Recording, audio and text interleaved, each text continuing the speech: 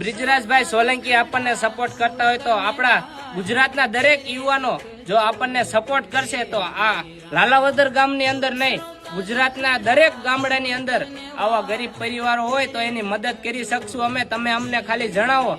વિછિયા તાલુકાનું લાલાવદર ગામ છે. છેલ્લા 30 વર્ષથી એક દાદી, એક દાદા અને એમના 2 છોકરા જેઓ 2 મેન્ટલી છે અને એમનું આજે મકાન અમે બનાવી રહ્યા છીએ. આજે અમારું આ મકાનનું કામકાજ પૂર્ણ થવા આવ્યું છે. કાલે પતરા ફિટિંગ કરી દઈએ એટલે તળનું કામકાજ બાકી રહે છે અને આ મકાન અમારે છેલ્લા 10 દિવસથી હાલે છે.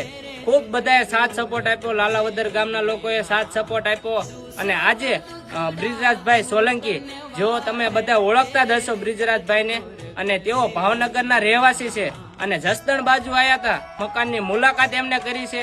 તો તમે આ મકાન વિશે થોડું જાજુ કહેશો બ્રિજરાજભાઈ સોલંકી. નમસ્કાર, જય હિન્દ મિત્રો. માનવ સેવા એ જ પ્રભુ સેવા અને શ્યામજીભાઈ શેખ જે માનવ સેવાનું ઉત્તમ ઉદાહરણ પૂરું પાડી રહ્યા છે. પોતે સાયલાના છે છતાં પણ જસદણ અને વિછિયા 70 કિલોમીટર થાય છે છતાં પણ રોજ સ્પ્લેન્ડર લઈને સાયલાથી વિછિયા અપડાઉન કરે છે અને આ ગરીબ પરિવારનું જે મકાન આપ પાછળ જોઈ રહ્યા છો એ તદ્દન એમનેમ વિના મૂલ્યે એ સેવામાં બનાવી રહ્યા છે. ત્યારે શ્યામજીભાઈ શેખને અને સમગ્ર ટીમને હું ખૂબ ખૂબ શુભેચ્છા પાઠવું છું અને લોકોને હું અપીલ કરવા માટે આવ્યો છું કે શ્યામજીભાઈ શેખ જેવા યુવાનોને આપણે સૌ સાથે મળીને સપોર્ટ કરીએ.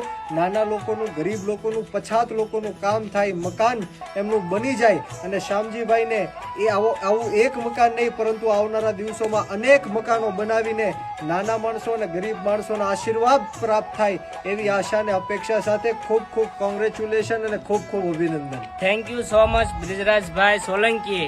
અને તમે બધા અમને સાથ સપોર્ટ આપો અને બને એટલો આ વિડીયોને શેર કરો જેથી કરીને દરેક નાગરિકો આડે રસ્તે જવાના બદલે કંઈક સીધા રસ્તા ઉપર જાય અને આવા પરિવારોની મદદ કરી શકે. આભાર. જય માતાજી.